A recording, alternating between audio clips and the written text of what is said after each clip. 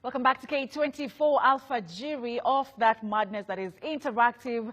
To now talking social matters. Today is Thursday, and as you always know, every single Thursday we talk matters, relationship, and social issues. Today we're going to be focusing on a topic that has been trending on social media. Actually, yesterday it was trending on social media, and that is matters contraceptives, which is family planning and abortion. And I am actually joined by a very interesting panel right here. If they could just introduce themselves. Let me start with you, Catherine. My name is Catherine Karira. Good morning, viewers. What do you do, Catherine? I'm a counselor. Yes. And my nickname is Uspeane because I talk to our children about sexuality. Yes. And I tell them it's not an emergency. All right. Yes. We're so happy to have you back. Thank you. Yes. Yes, and I'm Dr. Ignatius Kive, known popularly as Iñadio. I've done pharmacology, which is the science of drugs. What are drugs? How do they work? Where did they originate from? What are the side effects? What are the toxic effects? What's the long-term effect of a drug? Yes. So that is pharmacology. So when we take somebody, for example, to theater, Yeah. and we want them to go through a cesarean section, Yeah. how do we switch them off one by one? And how do we switch them back on? Yeah. So that is my specialty. Okay. Karibu sana. Finally. And my name is Joyce Kushiale. I am a graduate and I'm a PR consultant. Okay. Yes. Karibu sana to K24 Alpha Jury. I'm so happy to have the three of you here with me to discuss contraceptives and abortion. And as we start, maybe Dr. Kibe, you could take us through what contraceptive is, or what they are, and the different kinds of contraceptives that we have available in the country. Yes, contraception, and they used to call it then birth control. Yes. And then it came to family planning. It's a situation where we reverse our womanhood. We reverse the effects of hormones.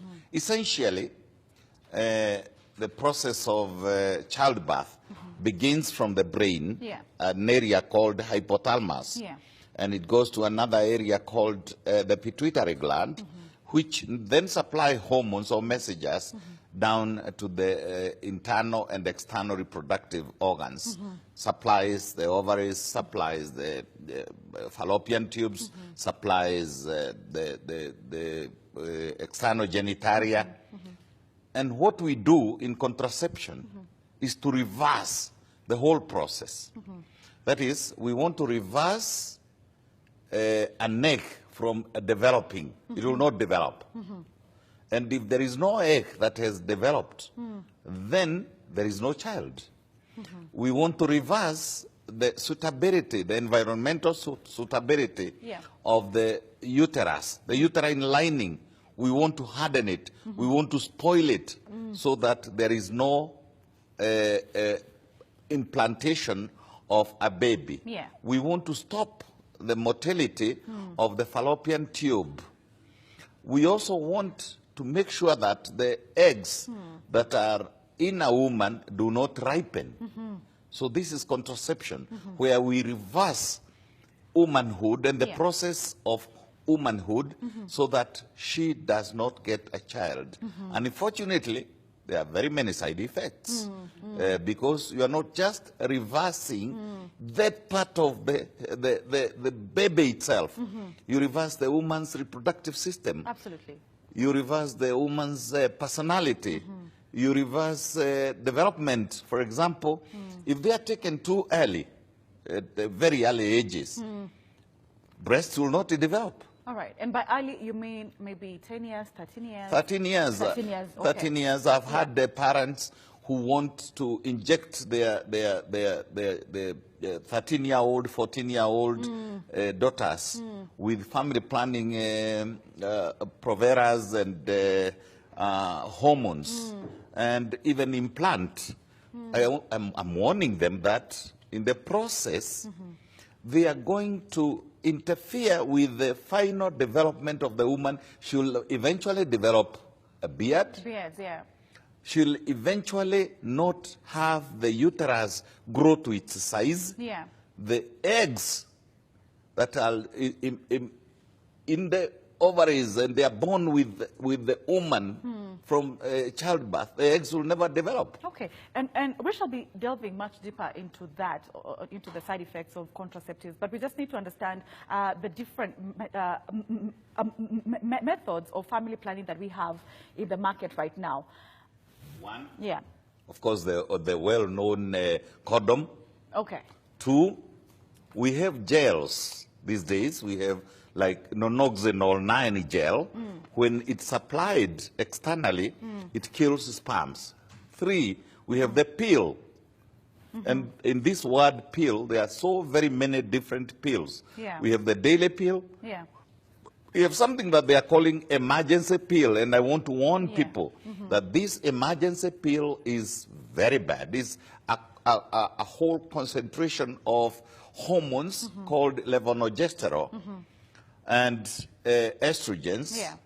And sometimes we even have a very cancer a drug, which is embedded, essentially not to bring cancer, but to stop the baby from implanting, and ethinyl estradiol. Yeah. Ethinyl estradiol is sometimes placed in family planning pills and in the so-called emergency pill. And this word emergency is very important. E-pill. The reason why we take...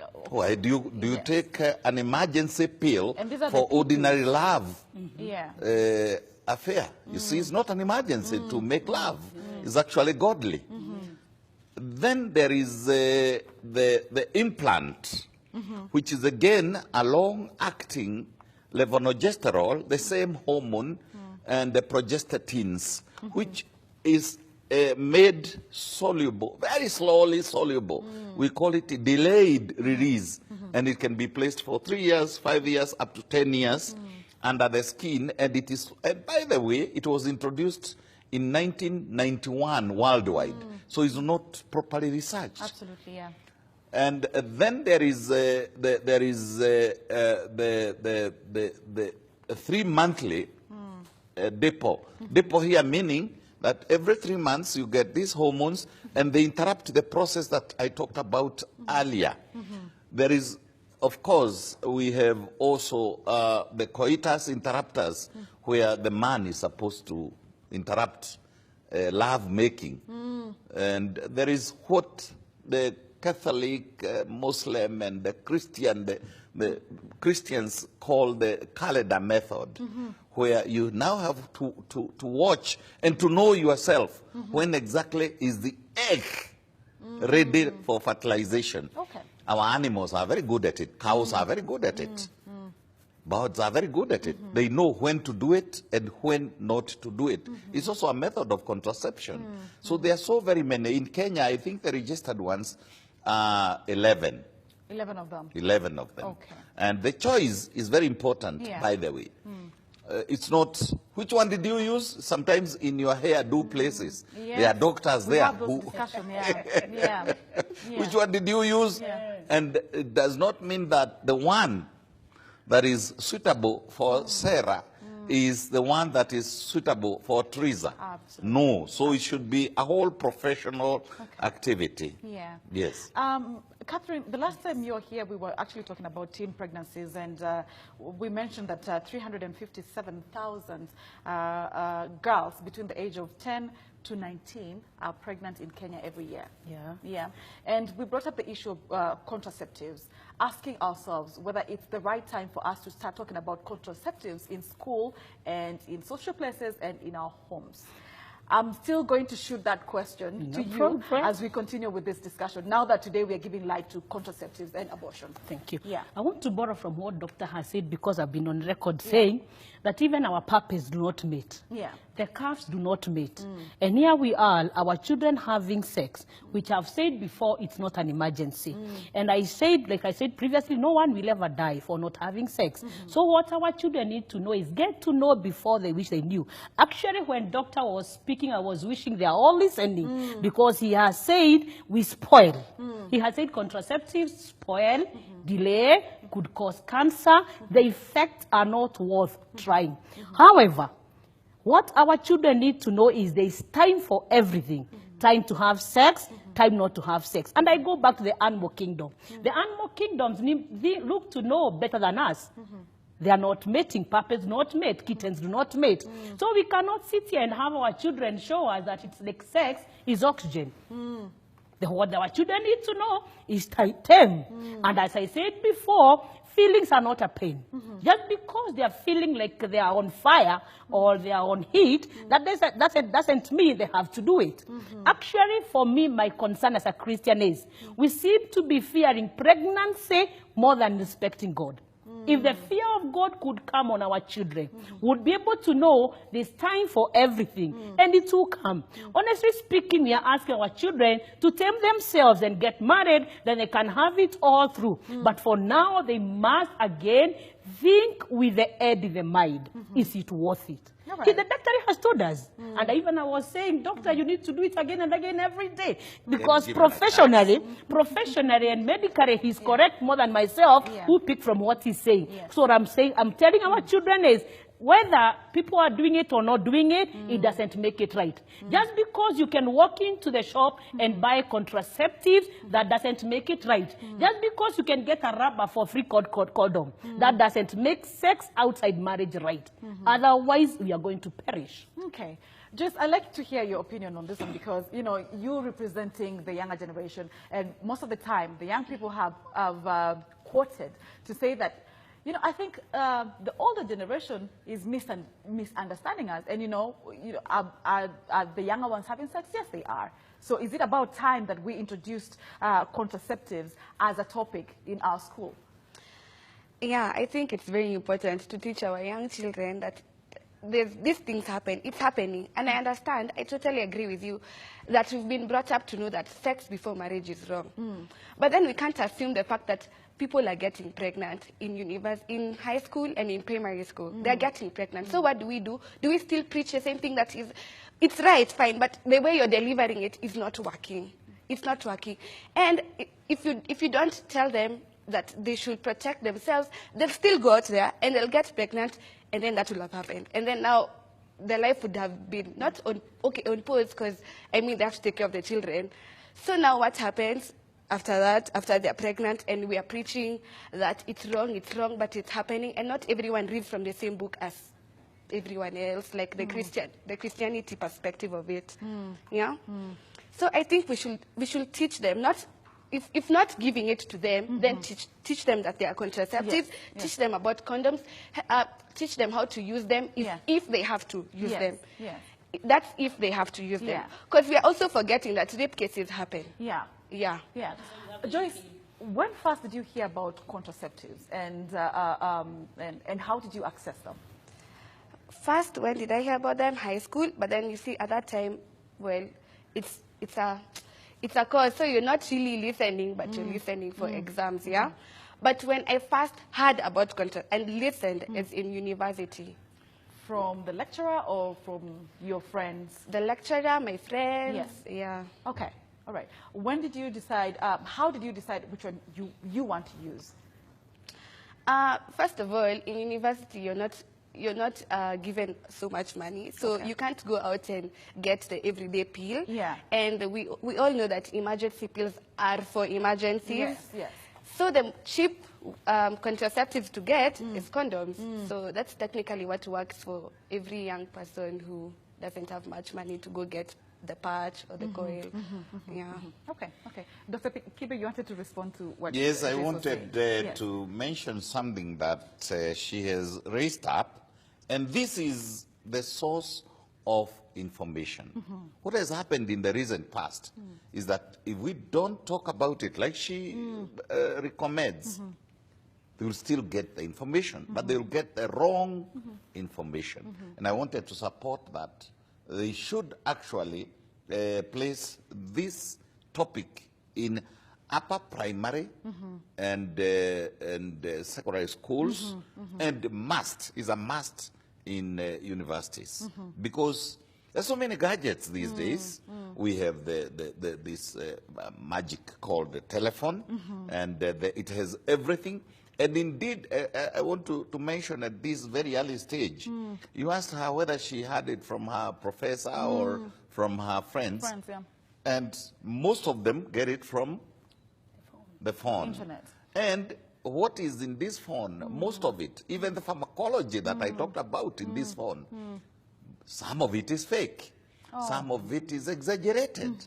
You find the pornography in the phone is a total exaggeration of the facts on the ground. In my clinic, virtually every other day, I get men who'd like this drug to make them more, their libido, to make their organs bigger than normal, to make them probably be performers, probably up to a whole hour of sexuality. And they're getting it from the internet. The internet, Yeah. the phone, and I'm saying to them that these are pictures, these are exaggerations, these are electronic pictures. There is nobody who is going to probably make the ear bigger than it was given by God. If you see somebody who goes telling other people that I'll give you a drug and your nose will be longer and it will. Somebody tried it at international level and the nose fell off. So don't try to change the size of your breasts.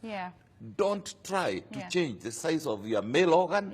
Don't try those chemicals and machines that are being peddled all over. Absolutely. So let's come back to the topic of the day, which is contraceptives. Of course, we will have another session where we'll be talking about, plastic surgery and whatnot. But before we continue, let's take the question for the day. We have an opinion poll on our social media platforms. And the question is it about time we incorporate sex education in our schools?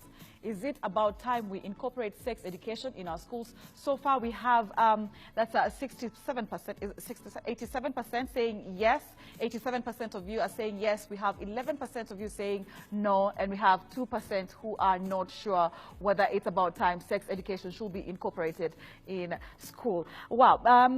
So let's actually just try to make our viewers understand, because I'm sure there's so many young people who are watching this. And the problem, as Joyce has mentioned, is lack of information. Because we are using these contraceptives as per what my friend is using, or what I've had, or what I've read from the internet. What are the side effects of the pill? The pill, the ordinary pill, like I explained earlier, is a chemical derived from pregnancy and the pregnant women or males, that is a horse. It was discovered that if you picked the hormones that sustain a pregnancy, because a pregnancy, when a woman is pregnant, she cannot get another pregnancy. So what they do is they study the chemistry of that hormone, essentially called progesterone, although this is a general name, and they manufacture progesterone. And that's what I called levonorgestrel. That's what I called progestatins. And they give to a non-pregnant lady so that her blood records, I'm pregnant. I'm pregnant. Don't bring another one. I'm pregnant. So you can imagine a lady who has progestatins for 5 years and it continues saying, I'm pregnant. It's telling the brain. It's telling the hypothalamus. It is telling the pituitary. It is telling the ovaries, don't develop another egg. I'm already pregnant. And it says that to the body repeatedly for 5 years. So it's telling you, reverse your womanhood. Do not bring even the fluid, the lubricative fluid from the cervix. Don't go near a man. So even their libidos actually go down. So it is a chemical or a set of chemicals. Sometimes they also add what we call estrogens. They manufacture estrogen, they mix it up with progestatins, progesterone, and they sometimes even use the DEAs that I talked about, that ethinyl estradiol. And when they use those ones, they stop the egg from developing, at least temporarily. All right. and the body records permanently that there is a pregnancy, don't develop another one. So that can actually lead to infertility. Absolutely. Okay. In the end, yeah. when you teach an organ, our bodies are made in such a way that there is something called feedback mechanism. Feedback mechanism, if you manufacture saliva and you don't use saliva, the body will say to the glands, don't make more saliva. Okay. I have enough. Okay. So when the body, the pituitary and the hypothalamus and the eggs are not even there in the first place. So there is no estrogen, there is no progesterone, there is no luteinizing hormone. So when you say it repeatedly, then it packs. He says, okay, we will not be producing this. Wow. And that now leads to a very important question before we leave it. Because some people tell you that immediately we remove the implant. Yeah, you're going to get pregnant. And it doesn't work. Yeah, yeah. They stay for years looking now for pregnancy. Yeah. So that is now the crux of the matter is nobody can time. Nobody can tell you that you use a nipple today and a nipple the day after and a nipple next week. And then when you stop it, you become pregnant. No, it doesn't work. Okay, all right. So I want us to actually get back to social media, and the question for the day is it about time we incorporate sex education in our school? So far we have 81% of you saying yes, 16% of you saying no, and 3% of you saying you are not sure whether it's about time. Let's sample some of your feedback on social media and see what you guys have to say. We have James Mondegu, who's saying we cannot continue burying our heads in the sand, and it is happening and costing us the lives of the future generation of this country. Even our forefathers used to teach and educate the young. We only need to start and see the benefits. Well, okay, that is James. We have McLeod Philip, who's saying, I'm just loving this. Hire me, I will educate these young ones since adults are shying from it. Sarah, I abstained from sex for all my high school life, hence practicing secondary virginity. I did it. These children can do it. We have Captain Dominic, who's saying sex education should be introduced in schools. It will reduce the number of teenage pregnancies. All right. And then we have Wanjiko Mogane, who's saying, what are you teaching about sex education that these learners don't possibly know? In fact, they can teach you. Joyce, do you agree with that? Yeah, yeah. Like you said, the internet is a very powerful tool. Yeah. And if we get one-sided information from someone, because parents need to be open-minded, or our parents, our teachers, they need to be open-minded and not talk from one side of the story. You need to actually broaden your mind, your thoughts, and let us in, you know. Otherwise, we'll go to the internet, we'll research, and we'll get much more information that you might possibly not have. Yeah. Real quick, because we have to take a commercial break. Let's say that sex education is there for us with us. We must teach it. Actually, for me, when I'm doing Sunday school, 9-year-old, I tell them they can make babies. So it is important for them to know, because what informs you forms you. If we don't tell them, they'll be taught by the social media. And a fact will always remain a fact. If the information they get is wrong, they'll get it wrong. However, what I want to say is that we don't have to mess today to protect today, because you have a future. Yeah. Doctor has told us you might not make babies in the future. So are we going to give them and tell them no babies? We close chapter for Kenya. No, we must tame ourselves. Okay. Yeah. All right. And on that note, I want us to take a short commercial break. And then when we come back, we shall continue discussing the side effects of contraceptives. I want us to talk about the IUD, which is very common here in Kenya, the implant, and of course, we will talk about the emergency contraceptives. We take a short commercial break. Then when we come back, we will take more of your samples on social media. So please keep on talking to us and letting us know what you think about this topic, contraceptives. Should we introduce it or rather incorporate it in school? Remember, our social media handle is Facebook K24 TV. Instagram and Twitter is at K24 TV. We take a short commercial break. We will be right back. Do not go anywhere.